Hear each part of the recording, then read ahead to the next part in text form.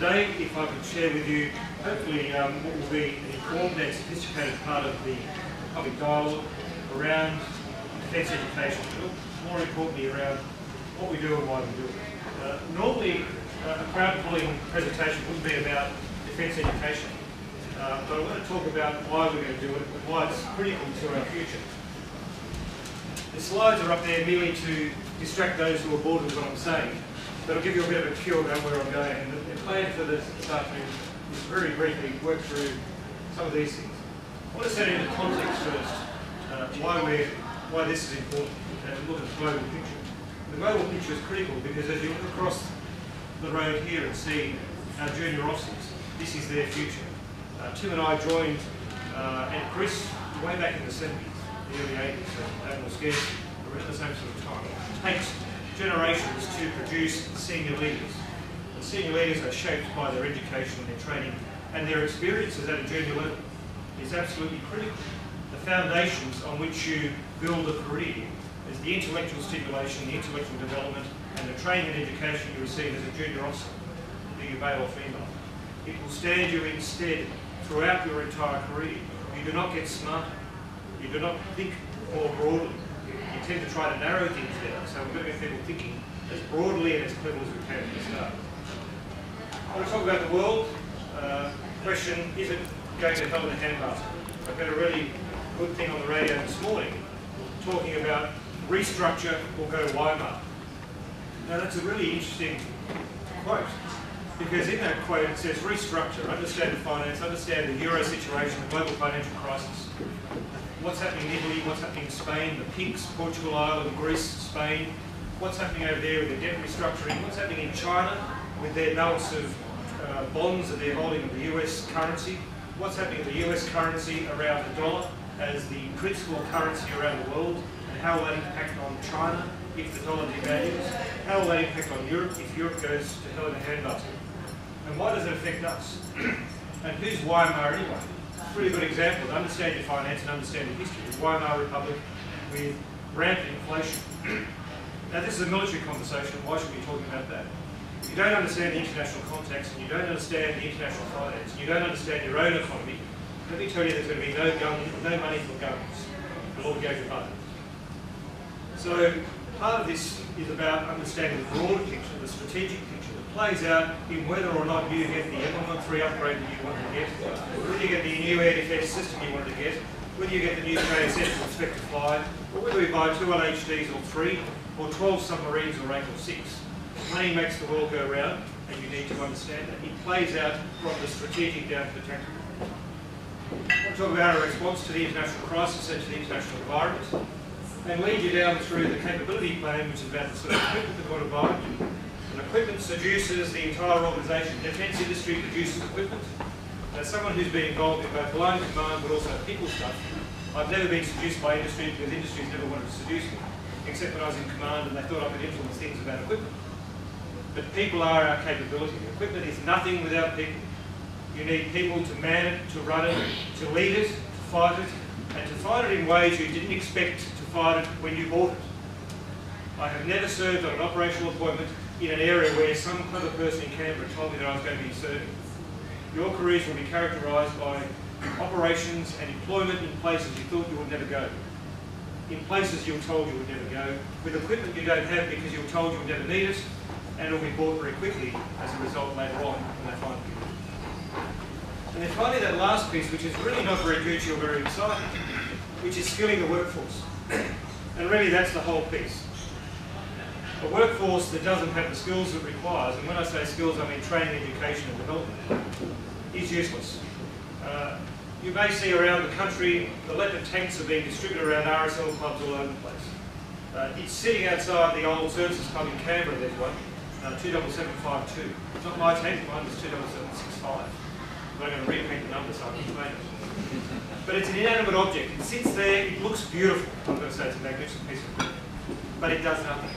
If you put papers under it, we'll stop them blowing away, but that's about it. Without a well-trained crew, not only to operate the system, but fight the system more importantly, you have nothing. And I suppose that's my bottom line here, is it's all about the people. It's about their intellect, it's about their resilience, it's about their capability, it's about how smart they are, it's about how they fight, it's about how they adapt, it's about how they do the thing tomorrow they were never told they were going to do, and how well they do it, ensuring that they win. The world. I won't dwell too long on the world, but the world is, question mark, going to a lend the handbasket or not. The financiers are all wondering, do we sell now? Do I move all my shares into cash? Do I wait out the crisis or will cash fall? Where do I put my money? We are in a serious situation at the moment. I was at a futures conference just recently with a couple of UK 4-stars who were visiting Australia and a series of notables across Australian leadership. One of the challenges we faced was to say, what does the future look like? And to be frank, no one knows. You will never know what the future looks like. You can make informed guesses. So I thought I'd twist it and say, well, okay, if you can't tell us clearly what you think the future looks like, can you tell me, last century, what is the period of time that most resembles today? Was it 1913, when we were thinking that things are sort of okay, but we're on the brink of the First World War? Is it 1932, when we're at the peak of the Great Depression, the global financial crisis is really just the start of the next depression? Is it 1947, similar to the post-colonial period where the Asian nations are throwing off in Africa, are throwing off their colonial yoke and becoming independent nations and going through a whole range of counterinsurgency operations and instability as they find their way forward? And I link that back to the Arab Spring. The challenge we face in the Middle East at the moment, is that more like Southeast Asia in the post-World War II period, as new countries and new leadership emerges to try to get stability? Now, the answer to the question was no one really knew. Or is it like on the verge of a new Cold War? Are we about to go to a period of the Cold War, and instead of it being the US and the Soviets, it's really going to be the US and China? Why is that important to us? No one can answer the question. They all looked and said, that was a remarkably good question. I was very proud of that they didn't give me an answer. But I did that because we weren't getting anywhere talking about the future. We weren't really getting to a place where we could understand the future because no one had confidence in where it was going. So sometimes the use of history to reflect as a proxy to today, to draw out those themes and issues which we can see similarities here today, are useful in helping us frame a way forward. The answer, of course, is the future isn't known, and you have to find a balance and a weight across a range of possible futures. If you put all your eggs into one basket, you will probably get it wrong. So a balanced force, a well-structured force, capable of meeting a range of contingencies in a range of environments, adaptive for growth and restructure and reorganisation, is probably the force of the future. When I say that, I don't mean a battle group. I'm talking about an entire defence force. And I'm talking about an entire defence force in the context of a coalition. What's our role compared to the US, with the US, in terms of our force structure and our matching? And when I say that, think about submarines. All the things up there are the future we're facing. China, US, they're the big two on the block that everyone talks about quite thoroughly. But then what about India? By 2025, India will have more people than China, and it has a much larger middle class, and it has the potential for an economic growth in excess of what China's going through now. So when you talk about US and China, put your hand up and say, what about India? Where are they going? What's the trajectory there? Iran. Mike Kell and I served in Iran together. Really great place. We thought that was the only war we were ever going to get to.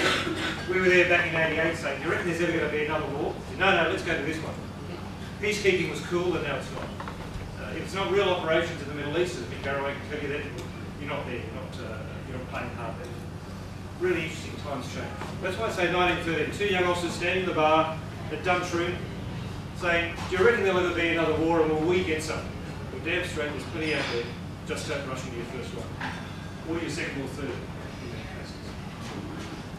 The Arab Spring is still very unclear, and I think it's more of a crisis of succession rather than anything else, as the different nations try to sort their way through the succession. Mubarak was in power for a long time, Gaddafi was in power for a long time, Saddam Hussein was in power for a long time.